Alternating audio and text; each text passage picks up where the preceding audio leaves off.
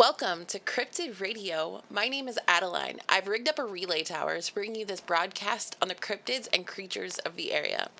I'll come up and change out the holotape when I can. We're going to call this week Sheepsquatch Did What to Who Now? Have you seen those posters at the train stations? They say, Sheepsquatch ate my brother. Well, back when they first started showing up, I went down to Van Low Taxidermy to see what it was all about. Nobody was there, but they had some weird and interesting stuff. The first thing I found was a holotape asking me to investigate a sheepsquatch hunter. I couldn't believe it! Sheepsquatch! My dad had told me about them. So, before the bombs, Sheepsquatch was a woolly, hairy cryptid reported across West Virginia. Dad said it was 4 times the size of a bear with entirely wool-like fur. It had a long pointed head, similar to that of a dog, with saber-like teeth and a single set of horns, like those found on a goat. It had paw-like hands and a tail that's long and hairless like a possum. Dad said that it smelled like sulfur. Imagine like what the White Springs fountain smells like, or those TNT mounds over by Point Pleasant. Sheepsquatch sounded a little scary, but whenever they were approached, they would run away screaming. Bet you didn't expect that. Anyway, the holotape I found led me on a scavenger hunt of sorts. It sounded like this person's brother, Calvin Van Low, was working with some shady business or agency before the war, which honestly sounds like every business or agency before the war, right? From all the information I gathered, Calvin really wanted to find a sheepsquatch, and it seemed he thought the business could help him with that. They had some clever names too. There was a wolf and a Bo Peep. Someone was really having fun with it. After more digging, I found that Calvin had a secret basement lair. He had made, or the company gave him, schematics to make an imposter sheepsquatch assaultron. And from this new holotape I found, he was reprogramming it to do a freaking mating ritual. Why he would want to do that, I have no idea. But on the tape, it sounded like the thing ripped him apart. Which honestly is really sad, because aside from this sheepsquatch obsession and the whole mating ritual thing, he would have been a really cool guy. He was a freaking cryptid hunter. His taxidermy shop had all sorts of cool notes and research that it was so nice. But that is for another time.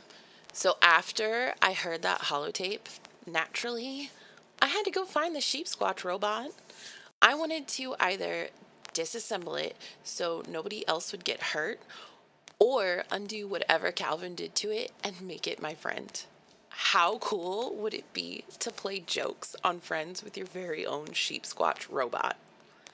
But obviously, I got too ambitious. I tracked it down, and reprogramming it was so not an option. Calvin's tinkering made it extremely brutal. I guess sheepsquatch mating rituals are ugly.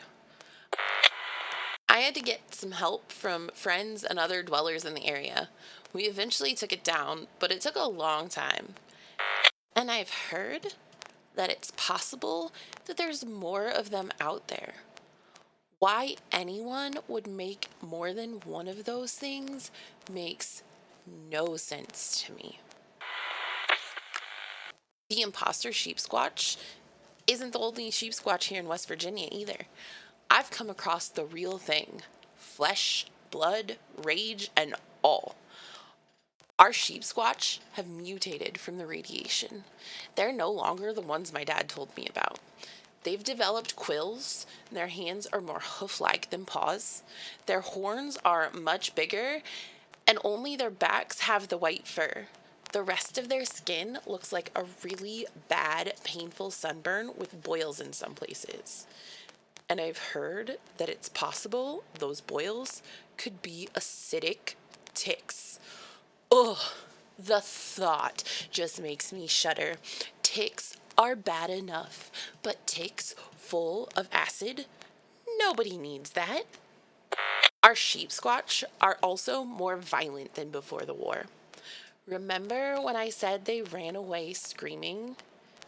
They don't do that anymore. They attack aggressively. At some point, when fighting them, they have this red glow that starts to radiate from their chest. And when they stomp on the ground, the whole freaking world shakes.